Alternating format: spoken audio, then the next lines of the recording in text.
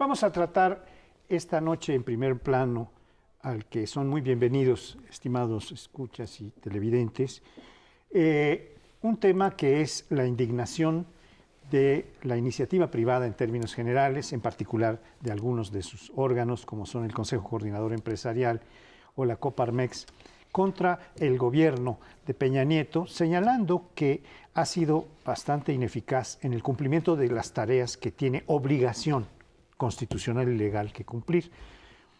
Esto ha generado que el Consejo Coordinador Empresarial en particular hiciera una denuncia ante la Comisión Nacional de Derechos Humanos para pedir que le hagan una exhortación al presidente y que cumplan sus obligaciones. Porque en el recuento que hacen estos órganos empresariales reportan un déficit, unas ganancias que se han impedido de 4.200 millones de pesos en este último tiempo.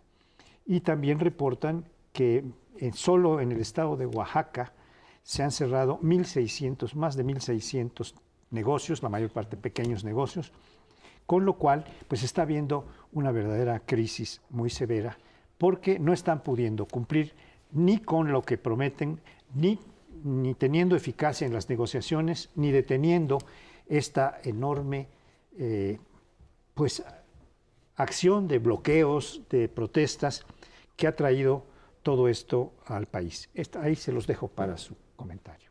Bueno, adicionalmente a eso han llamado también los empresarios a un paro, no un paro nacional, pero un paro en la ciudad de Oaxaca, en donde pues amenazan con cerrar todos estos conjunto de comercios en la zona central de Oaxaca y algunas otras ciudades también en protesta. Desde luego son cierres de comercio pacíficos, no van a tomar calles ni mucho menos.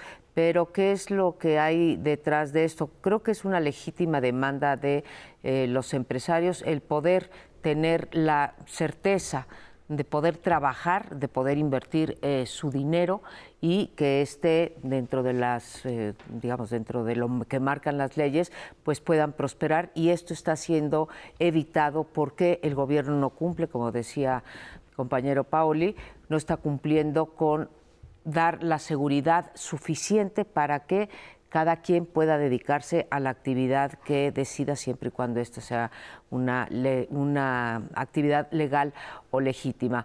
Ahora bien, por un lado dicen eso, por el otro no quieren criminalizar la protesta social, han sido cuidadosos en sus desplegados en decir no queremos que se reprima a los maestros, pero sí ya llegó un punto, y en esto creo que tienen razón los empresarios, en donde se tiene que poner plazos a las negociaciones, porque si lo vemos ya a lo largo del sexenio, ¿sí? Y desde luego nos podríamos ir para atrás porque los problemas con la CENTE vienen de muy, muy atrás. Desde el primer día de gobierno de Enrique Peña Nieto han persistido los bloqueos, las manifestaciones y sabemos, se ha comprobado que el gobierno ha seguido dando dinero a la CENTE en las negociaciones educativas y hay un temor extra que es echar para atrás la reforma educativa, tanto que hoy ya no se habla de la reforma educativa, sino más bien de un nuevo modelo educativo. Bueno, los empresarios enojados. Hay otros empresarios que están enojados y no con la CENTE. Algo que a mí me parece más importante porque es más estructural. Y son empresas extranjeras que ya han manifestado, no han ido con la Comisión de Derechos Humanos ni nada, simplemente nos dejaron saber que la corrupción es de tal naturaleza que ya están pensando 2 y 3 veces si siguen sus inversiones, si mueven sus inversiones a otro lado, si las mueven de una zona a otra. Y esto de la corrupción viene desde hace buen tiempo. Entonces hay varias protestas de la empresa privada. Esta, la evidente, la de la CENTE. Otra que es más profunda, la de la corrupción. Y una tercera que viene, digamos, en la tierra de Paoli, en la península de Yucatán, que es el montón de hoteles y empresas asociadas que se han venido abajo porque la actividad petrolera las levantó y ahora la actividad petrolera las destruyó o por lo menos les está impidiendo que sigan adelante. Y luego está el problema en Acapulco, en donde la violencia va creciendo y ese es un centro turístico y también se ve afectado por este tipo de problemas. En realidad los de la CENTE son los más notables, más notorios.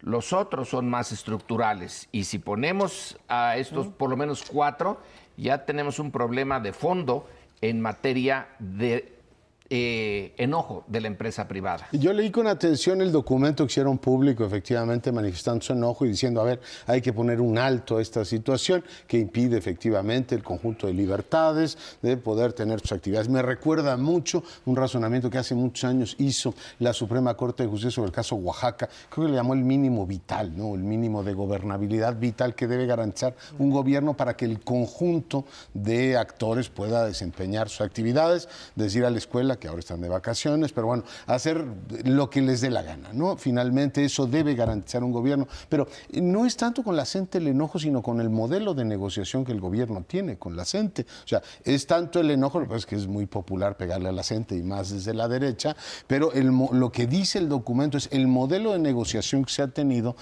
durante todos estos años hace que no sea un problema nuevo, esto es un problema sistemático que hemos tenido y que, bueno, pues ahora ha tenido mayor impacto por las razones que conocemos. Dice el documento, y creo que tiene razón, se mantiene una mesa de negociación abierta. Yo celebro que la derecha económica crea en eso y diga que la negociación es algo bueno. Hace 15 días el desplegado andaba más fuerte diciendo, a ver, mano dura. Claro, cuando recordaron los hechos de Nochistlán, dijeron, bueno, pues mano dura, pero ¿cómo, no? Si efectivamente va a haber mano dura y va a salir peor el caldo que los frijoles, mejor no. Por tanto, creo que la molestia está ahí ante un modelo de negociación que fomenta el clientelismo, que permite al gobierno seguir utilizando recursos públicos con propósitos no del todo claros. Y lo segundo, y agrego a otra, digamos, molestia hoy hecha visible con datos del INEGI, el índice de confianza de los empresarios en los 3 ámbitos que mide construcción, mide comercio y mide manufactura,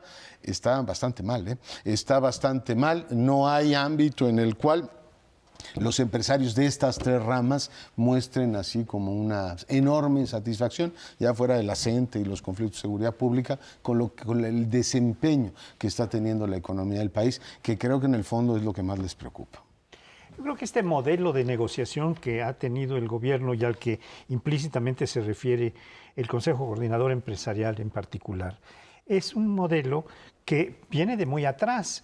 Es un modelo en el que el reparto de bienes, de servicios, de privilegios a los distintos sectores, en particular a los sectores organizados en sindicatos, a la burocracia sindical, a las cúpulas sindicales, es algo que ha prevalecido durante todo este tiempo.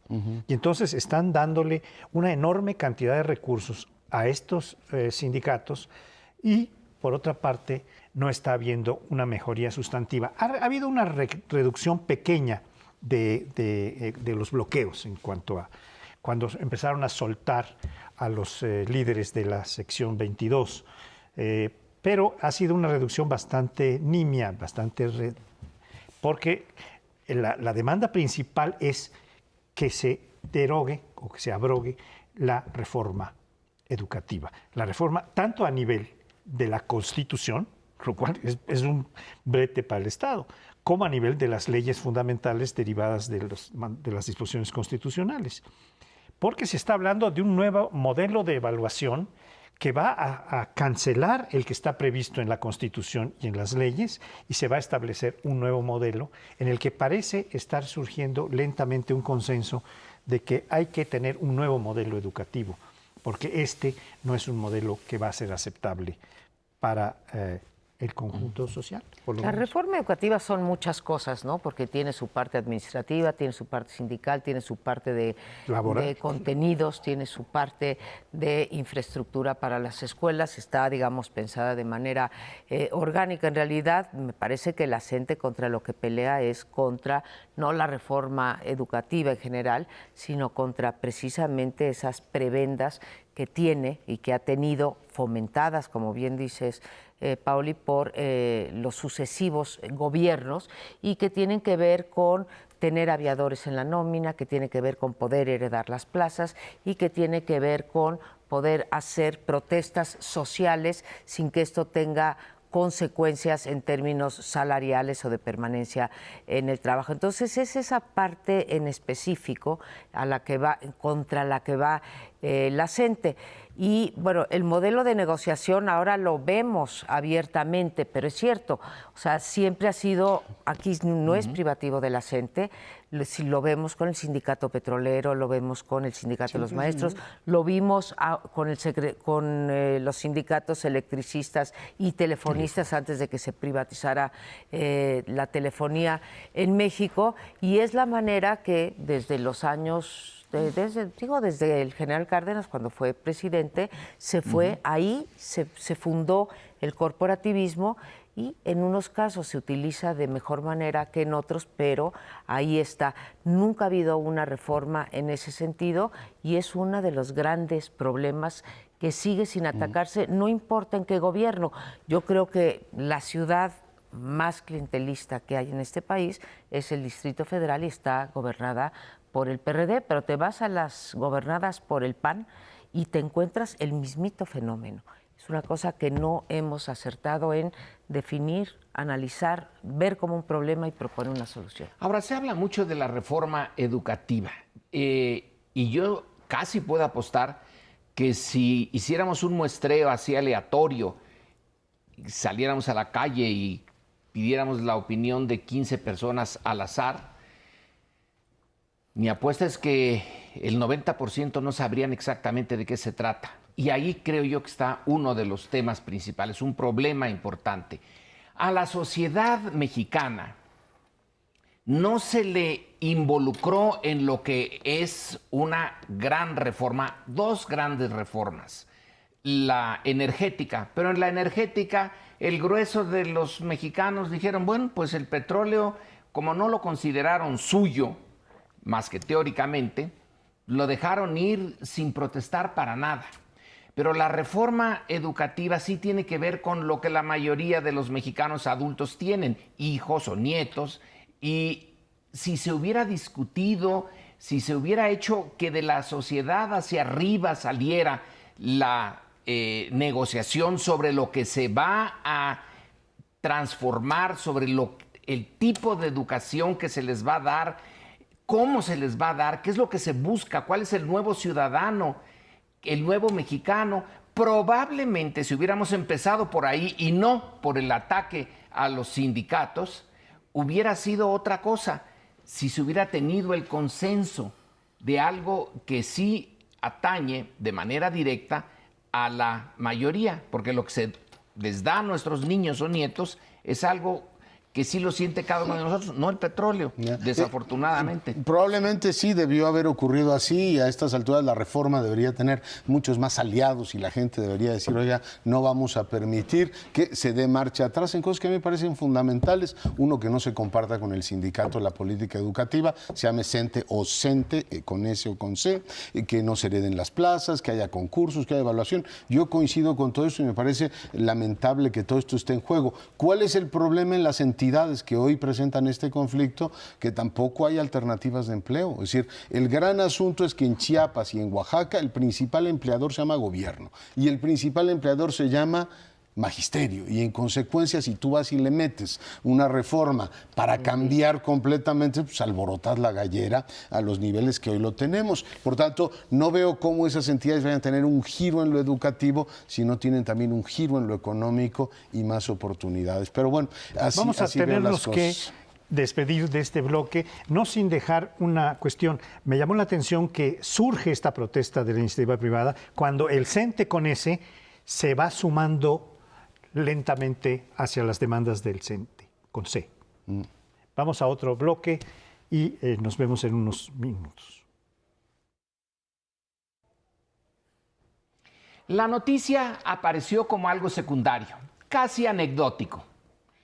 En una comparecencia pública, el secretario de Gobernación, el señor Osorio Chong, fue interceptado por una madre de familia que se arrodilló ante él y le pidió de favor, le suplicó, porque si está de rodillas es para hacer una súplica, que encontraran a su hija, que había sido secuestrada. Y bueno, casi podríamos decir que es milagro. A los 2 días apareció la hija. Se trata de una profesora de 20 y tantos años, la captura de los secuestradores. Parece una historia casi de fantasía, pero detrás de ella hay, a mi juicio, lo pongo también aquí sobre la mesa. Cuando un ciudadano tiene que arrodillarse en el siglo XXI ante un secretario de Gobernación para conseguir algo que tendría derecho desde el principio y que un Estado de derecho, bien derecho, hubiera puesto de inmediato su policía a la búsqueda de la secuestrada. La noticia parece como algo muy positivo. Yo lo veo positivo por el lado de la madre y de la hija, pero lo veo extraordinariamente negativo por el lado de la cultura política mexicana. Pensemos nada más por un segundo y lo dejo en la mesa. ¿Esto hubiera podido ocurrir en Francia, en Inglaterra, en Estados Unidos? ¿Tendría un ciudadano que irse a arrodillar ante un funcionario público para que le hagan caso? ¿No parece esto más bien la colonia? Es una pregunta. Yo ya tengo mi respuesta, la dejo. Ciertamente, incluso en esta república es inusual ver estas cosas, que alguien tenga que arrodillarse efectivamente ante un secretario y que además en esta historia, yo no estaba enterado de ella, milagrosa, aparezca en muy poco tiempo. No, me río, pero me da risa nerviosa. En realidad el tema es muy profundo el que pones, porque es el cruce entre derechos y privilegios y el cruce entre ciudadanos y súbditos, ¿no? Esta idea, finalmente, el ciudadano no estar en el centro de un sistema político en el cual, pues no solamente tiene derechos, sino que tiene la capacidad de exigirle al Estado que cumpla esta función fundamental de garantizar la vida, y en este caso la tranquilidad de una familia. Sí creo que eso, y el caso de Lord Audi, que ha sido ampliamente comentado en estos días, sí, porque además dice una expresión, se lo dice él al policía: estamos en México, güey. O sea, para él claramente estar en México es estar en un país en donde la ley no es igual para todos, el respetar las normas, pues le parece que está bien eso en Suiza o en algún otro país, pero no aquí. Creo que en el fondo sí hay, detrás de lo que plantea el doctor Meyer, detrás de lo que plantea Lorenzo, un tema de fondo que es que no se ha logrado. Hace un rato decía María Amparo el tema del corporativismo. No hemos conseguido, no sé cómo llamarla exactamente, es una transición social. O sea, el cambio, el modelo del súbdito, del ciudadano así a medias, al ciudadano de tiempo completo capaz de ponerse en el centro de las exigencias del sistema político y decirle: a ver, yo le doy mi voto y le doy legitimidad para que usted ejerza su cargo, pero usted a cambio de eso me tiene que responder con servicios y eficacia. Creo que tenemos pendiente esa transición, que no sé, insisto, si social es la palabra, pero bueno, puede haber transiciones institucionales, económicas, incluso políticas. Si no te cambia esa cultura política del súbdito, triste democracia tenemos, ¿sí? Bueno, pues para mí este es un ejemplo palpable, así es como una estampa de no funciona el sistema de justicia mexicano. Esa desigualdad que vemos en los ingresos, la vemos en todos los ámbitos y la vemos muy claramente en el sistema de justicia. Casi me da pena decirlo porque yo también me congratulo que haya aparecido la hija. Yo sería capaz de lo que fuera si me desaparece un hijo, ¿sí? Arrodillarme frente al secretario de Gobernación, desde luego hago eso y muchas otras cosas, ¿no? Pero creo que hasta es contraproducente, porque si realmente tiene la capacidad la policía de investigación en México para localizar a esta persona, ¿por qué no lo hizo antes? A mí me deja esa pregunta. ¿Por qué tuvo que arrodillarse esta madre para que pudiera haber justicia? Tenemos no se sabe bien a bien las cifras, se habla de entre 20 y 26,000 desaparecidos. Vamos a necesitar a 26,000 genuflexos frente al secretario de Gobernación, frente a los jueces, frente a las policías de investigación para que aparezcan esta gente. Pues me parece una fórmula como muy sencilla, ¿no? Que ocurra, pero tampoco creo que si nos vamos y nos arrodillamos todos, esto vaya a componerse. Entonces, en este país me parece que es o bien esta cuestión que acabó siendo mediática, o bien por un acto, digamos, que llama mucho la atención, o bien para aquellos que tienen la posibilidad de o comprar la justicia o de tener influyentismo. Si a alguien de nosotros nos ocurre algo, pues tenemos oportunidad, o a un gran empresario, tenemos oportunidad de llegar a las altas esferas del poder para mover los hilos y probablemente tengamos mejores resultados que la mayoría de la población. Esto es inadmisible en una democracia. Una democracia sin Estado de Derecho difícilmente se puede llamar democracia. Bueno, yo estoy de acuerdo con lo que han planteado en relación con las responsabilidades que tiene el Estado, el gobierno en particular, en atender a los ciudadanos sin necesidad de que haya este tipo de actitudes como la de la madre, y sin pretender ni tener la menor intención de denigrar o de criticar esta situación, y entendiendo que una madre hace, como ya decía muy bien María Amparo, eso y mucho más por salvar a una hija o a un hijo, o incluso a otros seres humanos que son muy cercanos, no necesariamente tienen que ser hijos. Pero sí revela esto, y este es el ángulo que yo quisiera enfocar, que tenemos una cultura política súbdita, como decía hace mucho tiempo la encuesta de Almon y Berba hace muchos años, ¿verdad? Sí. Que no hemos asumido, como sugería bien Leonardo, una cultura ciudadana en donde los ciudadanos tienen derecho, y además de tener derecho tienen capacidades, instrumentos para hacer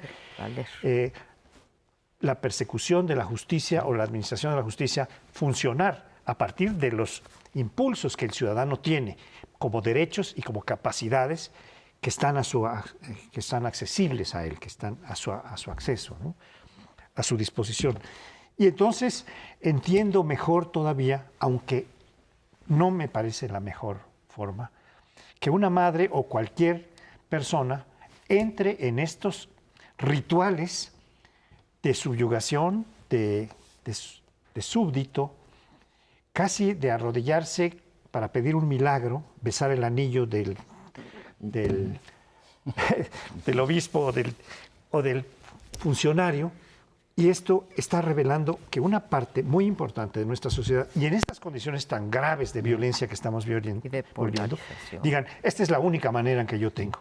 O voy y me le arrodillo ahí, le ruego frente a las cámaras que haga algo, o esto nunca se va a poder hacer porque voy a ir a la Procuraduría, y no va a pasar nada. Este es el terrible drama que yo detecto de muchas gentes en este país, en donde tenemos tantos perdidos, tantos desaparecidos, tantos... Este drama, dices, cuando yo era niño y todavía adolescente hace ya mucho tiempo, ayer, cuando se decía, aparece el primer mandatario del país, yo estaba seguro, me costó entender, que era porque es el que más mandaba. Fue tiempo después cuando me di cuenta de que entre mandatario y mandante, el mandatario es nuestro servidor. Él está le hemos dado un mandato, lo mandamos nosotros somos los mandantes. Esta señora que fue a arrodillarse estaba no como mandante, como súbdita providencial, sino estaba como súbdito. Y la encuesta de Almon y Berba, a la que te refieres, que es la primera encuesta importante e interesante de la cultura política mexicana, en donde se compara México con Estados Unidos, Inglaterra, Alemania, Italia, es de 1961. Quiere decir que ya ha pasado más de medio siglo, en una época en que deben de cambiar las cosas muy rápido. Pues no ha cambiado. Medio siglo y seguimos así. Entonces, lo que ese cuadro muestra, el reportaje, las fotografías, etcétera, yo lo siento como una humillación, pero muy profunda para el mandante, para el ciudadano. Debería de haberse avergonzado todo el sector público por ese hecho, porque en realidad obligaron a esa mujer a hacer eso como un acto desesperado. Pero ella no es mandante. El mandatario no es mandatario. Estamos todavía en la colonia, al menos así me parece a mí. Pues yo descubro ahora la diferencia, porque tenía idea eso de que mandatario era el que más mandaba. Es el que tiene el mandato. El que más manda. Sí, siempre aprendo unas cosas con el doctor Meyer. Y efectivamente veo que una encuesta reciente también decía que a pesar de que el presidente se ha diluido mucho, el gobierno federal como figura central en la resolución de los problemas del país y la desconfianza ha crecido de manera notable, la gente sigue ubicando al gobierno federal como el responsable de la solución de sus problemas, lo cual es una espléndida noticia para el gobierno, pero también una pésima noticia para el gobierno, porque buena parte de lo que hoy se convierte en una buena noticia, incluso migragrosa, se encontró a la niña porque el secretario de Gobernación tuvo a bien... Era joven, una joven. Porque el secretario de Gobernación decidió y desde su oficina dijo, me la encuentra porque me la... Esto refuerza esta idea que tienen muchos compatriotas de la omnipotencia de un gobierno por desprestigiado que usted. Es decir, si no se resuelven las cosas es porque no quieren, porque no hay voluntad política. Y recuerdo un Cedillo que decía en algún momento, cuando le preguntaban, oiga, y el tema de la seguridad o de la no seguridad depende de la voluntad política. Y él decía, oiga, si la voluntad política no es como una llave que yo la abro y sale voluntad política y se resuelven todos los asuntos. Entonces creo que el gobierno entra a una zona complicada porque buena parte de lo que ocurre entra al crédito del gobierno, pero buena parte de lo que ocurre en lo negativo, desde la subida de las gasolinas hasta los temas de inseguridad, le pegan directamente en su popularidad. Yo creo que vale la pena tener una conceptualización de lo que es el mandato, mandante y mandatario. No es el que manda, el que ordena, no. Mandatario es el que es electo representante para hacer ciertas cosas. Eso viene desde el derecho civil, uno nombra a su representante y lo nombra, le da un mandato. Y el mandato que tienen en el nivel público, no civil, es el mandato de cumplir con la Constitución y con la ley. Ese es el mandato. No es que cada uno de los ciudadanos tenga como alguien al que puede ordenarle al gobernante. Es alguien que ha elegido para que cumpla con la ley. Y esto es lo que está faltando. Pero de hecho sí es un mandato a la hora de elegir, claro, y el otro aceptarlo. Claro. Porque si no puede con el mandato, que no lo acepte, y que se vaya a su casa. Que se vaya. Pero en fin, ya se nos va el tiempo. Espérenos, después de un corte volvemos con ustedes. Hablábamos en el primer bloque del enojo de los empresarios, por ejemplo, por las protestas de la coordinadora. Aumentaba otras molestias, el doctor Meyer, Lorenzo, y regresamos a esta molestia, ¿sí?, estructural, porque tenemos al primer trimestre en donde no crecemos de acuerdo, desde luego, a las proyecciones e incluso decrecemos con respecto al trimestre anterior.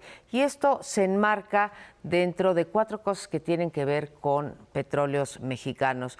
Uno es que persiste la ordeña de los ductos, asociada mucho a la violencia. Ha habido un buen número de muertos por esto, aparte de una fuga enorme de dinero porque no se ha podido, digamos, localizar y aprender a los ordeñadores de los ductos. Segundo, los gasolinazos, que es el segundo consecutivo y que entra hoy en vigor y que tiene enojada la industria y a la población en general.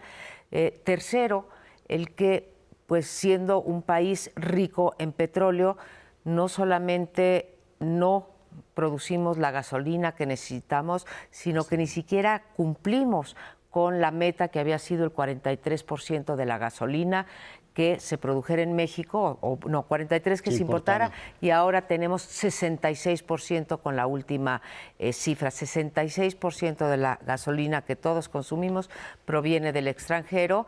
Y finalmente, pues el escándalo que sale hoy, que no corresponde al actual director de Petróleos Mexicanos, al señor José Antonio González Anaya, sino al anterior, Emilio Lozoya, en donde pues se compró una planta de fertilizantes a unos precios millonarios y hoy sigue esa planta sin poder operar y, bueno, está operando con 20 personas. Fue una planta que costó, a lo mejor me falla la memoria, pero creo que fueron $600,000 millones y la tenemos de pesos, de pesos y bueno, la tenemos prácticamente ahí parada. Todas estas cosas nos vuelven a hablar de otra ineficacia, de otra ineficiencia, si quiere usted, del Estado mexicano. Sí tuvimos una reforma energética que no tiene nada que ver con esta situación que estamos planteando en este momento, eso tendrá su curso, hay que separar las cosas, pero llevamos muchos años con una empresa del Estado que no acaba por funcionar y que ha sido tradicionalmente una cueva de ladrones. Hay ciertas cosas en las cuales una sociedad se puede sentir involucrada, interpelada, incluso el gobierno puede decir, tienen que hacer un mayor esfuerzo en lo, digamos, educativo, en lo que ustedes quieran. Pero en el ámbito de la energía, todas estas funciones son indelegables del Estado. Es decir, el que le estén robando la gasolina y nos hagan creer que son un conjunto de señores malísimos. Si fuera público o privada, no, o sea, no fuera, no. Aquí está todo el sector, o sea, todo el sector metido en el robo de gasolina, porque alguien imagina que las gasolinas estas que despachan litros de no litro no están metidas en ese negocio y no su factura. Digo, ¿en qué país creen que vivimos? Lo segundo, todos estos quebrantos a Petróleos Mexicanos, en el momento en que nos estaban diciendo que la reforma energética nos iba a cambiar la vida, sí nos la ha cambiado, pero para peor. O sea, la gente dice, a ver, los robos siguen ahí, las ineficiencias siguen ahí, y yo pago hoy más por eso. Y nos dicen, es que es el precio de mercado. Cuando el petróleo estuvo bastante más barato, a 13 o 15 dólares, no nos bajaron las gasolinas. Ahora nos dicen que como está en 40 y tantos, pues que nos tienen que subir las gasolinas. A pesar de que, por eso digo que este es el peor de los mundos, ¿ya vieron cuánto subió la recaudación? O sea, estamos pagando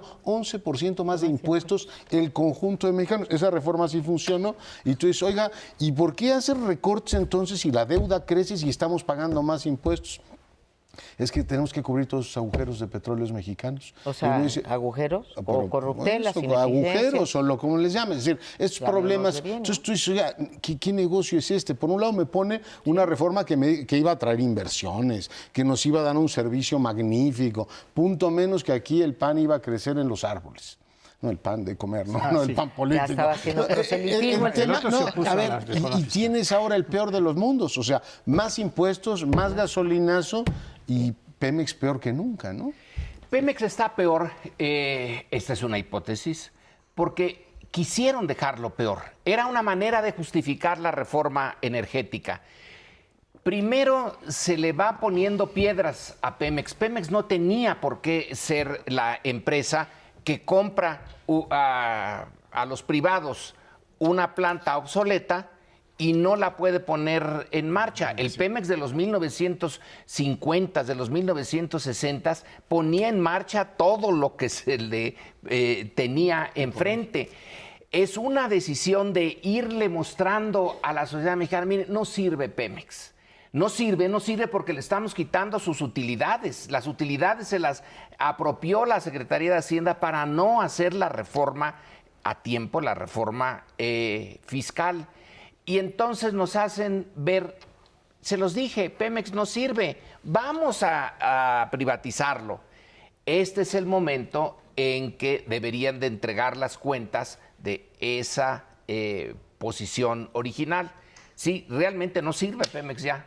No lo dejaron servir y fue muy bueno como recurso para justificar la entrega de una riqueza nacional que había costado muchísimo rescatarla de manos extranjeras y privadas, devolvérselas. Y no sirve.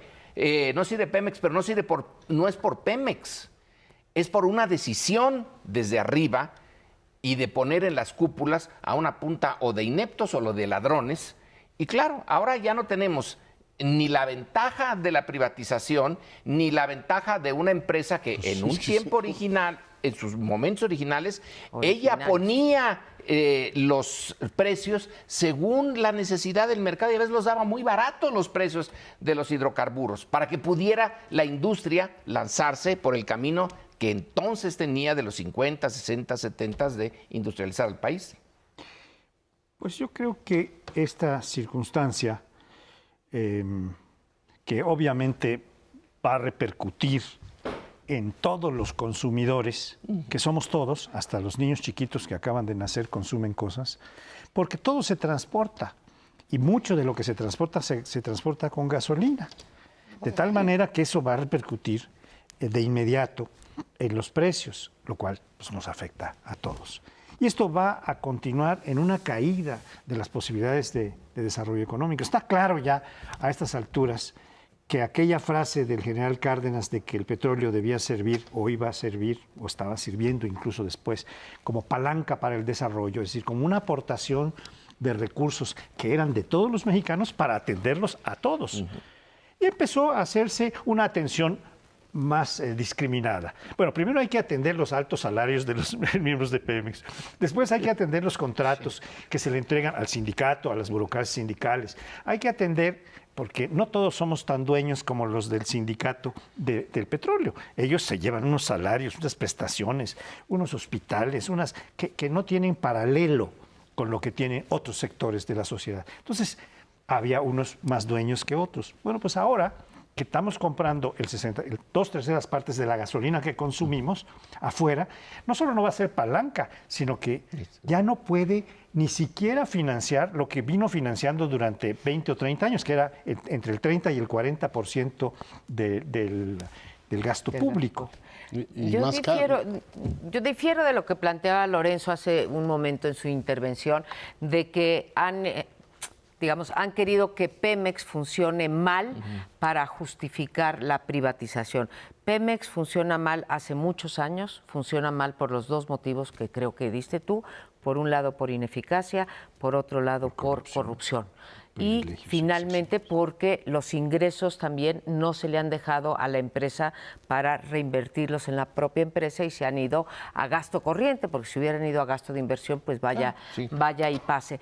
Pero no creo que, bueno, pues la reforma energética, aunque ya lleva algunos años en la agenda pública antes de que fuera aprobada, Lorenzo, pues Pemex viene funcionando con unos niveles de corrupción desde los años 60. Yo coincido contigo que en su origen, sí, lo hacía, funcionaban los precios, los trabajadores eran mexicanos, comprábamos la tecnología, etcétera, sí, pero muy pronto pasó a ser parte del entramado de empresas paraestatales de las cuales se servía la clase política para mantener privilegios, por un lado de lo que hablábamos hace rato del corporativismo y por otro lado para no tener que elevar la productividad, la competitividad, etcétera, porque sacábamos rápidamente el dinero del petróleo y con eso cubríamos las necesidades sin recurrir tampoco, nos comimos la renta petrolera, sin recurrir tampoco a las dolorosísimas reformas fiscales. Entonces, más allá de que hayan podido utilizar este argumento, creo que el problema, ¿sí?, es un problema real de todas maneras. Si lo va a resolver la estructura de propiedad, o sea, el haberlo privatizado, eso sí, no meto la mano en el fuego, Lorenzo. Nos comimos la renta, se la comieron más unos que otros. Sí, como siempre. Muchísimos. Sí, cuando digo nos comimos, banquetes y otros unos taquitos. He sido suficientemente enfática, no nos comimos, nunca ha sido de nosotros el petróleo. Y no se renovó absolutamente nada. Digo, tú ves un Pemex deteriorado en los últimos años, pero échenle un vistazo a toda la infraestructura del país. Claro. Vean las autopistas y carreteras que tenemos. El 80 y tantos % de la carga se mueve por carreteras, lo cual es una tragedia para este país. Te dicen, oiga, ¿y no hay ferrocarriles en México? Sí, hay unos cuantos, pero no ha evolucionado la red ferrocarrilera. Vean los aeropuertos que tenemos. Es decir, se han comido la renta de este país sin que esto se haya reflejado en inversión, que es, a mi juicio, la inversión pública, no solamente la que permite el crecimiento económico, sino reduce un montón de desigualdades. Pero bueno, yo no veo los millones con la reforma esta que nos prometieron llegando a invertir, y el crecimiento está en 2.4 y paradito así como si fuera un castillo de naipes. Entonces el mundo, esta jauja que nos prometieron, está todavía por llegar. Ya ni 2.4, ya 2.4 acaba la bajaron, de bajar. No, la bajaron al 1.9. No, esa es la perspectiva, pero lo que pasó este trimestre no alcanzó ni el 2% el crecimiento. 1.9. En pero en fin, esas son pues otras malas noticias. Esperemos que el Sistema Nacional Anticorrupción se encargue primeramente, si me dijeras a qué apostaba, primeramente a esa empresa. Vamos a un corte, regresamos para el último bloque. Bueno, y les propongo que en este último bloque revisemos lo que ocurre en los Estados Unidos. Estamos prácticamente a 100 días de que los norteamericanos elijan quién será su próximo presidente. Hillary Clinton es la candidata, la primera vez que hay una candidata por el Partido Demócrata, y Trump será el candidato del republicanismo. Obviamente, en estos momentos las encuestas tienen esto que los estadísticos llaman la burbuja, el rebote de las convenciones, un ligero crecimiento de Trump, ahora compensado por el crecimiento de una Hillary Clinton, que se pone como una especie de, pues, el remedio, digamos, no el más aconsejable, pero aquel que efectivamente en un momento determinado es menos peor que el otro. Es decir, es una candidata que, a pesar de todo lo que en su entorno se ha tratado de poner, incluido su marido, como grandes virtudes, pues es la candidata del establishment, la candidata de lo que hay. Esto de lo que muchos norteamericanos pues repatean, esta idea de un grupo político que no representa necesariamente sus intereses o que no ha tenido la sensibilidad de atender sus principales preocupaciones. Se plantea que en la plataforma demócrata se incorporen buena parte de las preocupaciones de Sanders. Creo que es interesante que una de ellas, nos toca a nosotros directamente, es el tema de los tratados de libre comercio. O sea, ella dice, hay que revisar si efectivamente esos tratados de libre comercio, sabemos que el Telecán no es nada popular, ni con Trump, ni con los demócratas, está ahí, pero bueno, para México es fundamental saber si efectivamente el TPP, que está todavía en proceso de ratificación senatorial, pasará o no pasará. Por tanto, y perdón que haga entonces la vuelta desde Norteamérica y llegue hasta Argentina, no entiendo demasiado bien por qué el gobierno mexicano sigue defendiendo los tratados de libre comercio. Incluso le propone uno a Argentina en el mediano plazo, cuando nuestro principal socio comercial y promotor original de los tratados de libre comercio nos está diciendo, ¿sabe qué? Desde el Frente Republicano y desde el Frente Demócrata hace falta una narrativa nueva, porque la desigualdad que han generado, por lo menos esa es la percepción que tienen todos estos sectores, es enorme. Así es que lo que ocurre en Estados Unidos nos plantea desafíos enormes aquí en México. Y la desigualdad no es también para nosotros un problema asociado al Tratado de Libre Comercio, o por lo menos no arrancan el neoliberalismo salinista y el mercado como la gran fórmula para asignar recursos y para asignar responsabilidades y cargas. Coinciden, ¿no?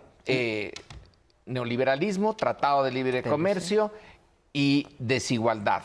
Aquí tampoco estamos como para dar de saltos de alegría por los resultados del libre comercio. Sin embargo, ahora resulta que sería peor si lo cortamos. No tenemos plan B. No. Debimos de haber tenido un plan B, pero se apostó a que Estados Unidos no nos iba a fallar. Y es posible que sí nos falle, porque tanto Trump como Hillary, con énfasis distintos, más en Trump que en Hillary, pero Hillary tampoco está ya ni por el TPP, y también está por revisar el Tratado de Libre Comercio, así que nuestro plan B. Bueno, yo quisiera plantear dos puntos de vista sobre estas convenciones republicana y demócrata. Uno es el de los discursos. A mí me impresionaron muchísimo dos discursos de la demócrata, el de Michelle Obama y el de Bill Clinton. Michelle Obama, porque llega a decir cosas muy importantes para una parte sustancial de la población, que es la población negra, migrante, latina. Cuando dice que ahora que ocupan la Casa Blanca, que fue construida por esclavos negros, como ella, y ahora que está viendo a sus hijas jugar en los jardines de la Casa Blanca, encuentra que este país tiene una serie de cuestiones muy importantes que deben reivindicarse. Sin decirlo como lo estoy diciendo yo, pero ese me pareció el trasfondo. La otra es la de Bill Clinton, que habiendo tenido un matrimonio pues medio difícil, por algunas dificultades que supimos desde los años 80, se suma a la candidatura de su mujer con un discurso formidable, en donde dice, ella es una actora del cambio, es una generadora del cambio. Y lo va mostrando paso a paso, desde que era una abogada muy jovencita, que se dedicaba a defender casos difíciles de la sociedad en distintas partes de los Estados Unidos, hasta que fue secretaria de Estado, mostrando cómo logró diversas leyes, diversos acuerdos, diversos tratados que fueron dando salud, educación mejor. En los discursos del lado republicano, lo que entiendo es que dejaron, no como pasó en la demócrata, que no fue la principal protagonista Hillary, sino su marido Bill Clinton y Michelle Obama, a mi juicio, sino que él toma toda la iniciativa. Él es el protagonista fundamental, él y sus hijos. Aunque también en el lado de Hillary habló Chelsea. Pero aquí es una cosa de un culto a la personalidad terrible. La otra reflexión es que uno está claramente por un nacionalismo, que es Trump, para que se hagan muros, se proteja todo lo que hay, y dentro de lo que está Estados Unidos todo es bueno y todo lo que es fuera es malo. En cambio, el discurso de Hillary es un discurso mucho más claro en el sentido de que hay que admitir a los migrantes, admitirlo de afuera, señalar que los Estados Unidos se ha formado como un país que toma mucho de fuera. Y esto me parece muy importante, porque el nacionalismo, cuando se trata de países pobres, es un nacionalismo de defensa, nace como defensa de la tierra, de lo que es uno, donde uno nació, de su nación.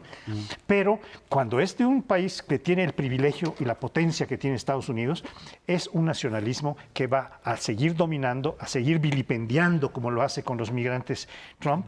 Y eso me parece que es un tema importante. Y eso está en la mesa y es un peligro real. Decía Bill Clinton, y sí, espléndido orador, que Hillary es una generadora de cambio, ¿no? Una game changer. Yo más bien tiendo a coincidir con lo que dice Leonardo Curcio. Está bien como eslogan, pero les está ofreciendo al público norteamericano más de lo mismo.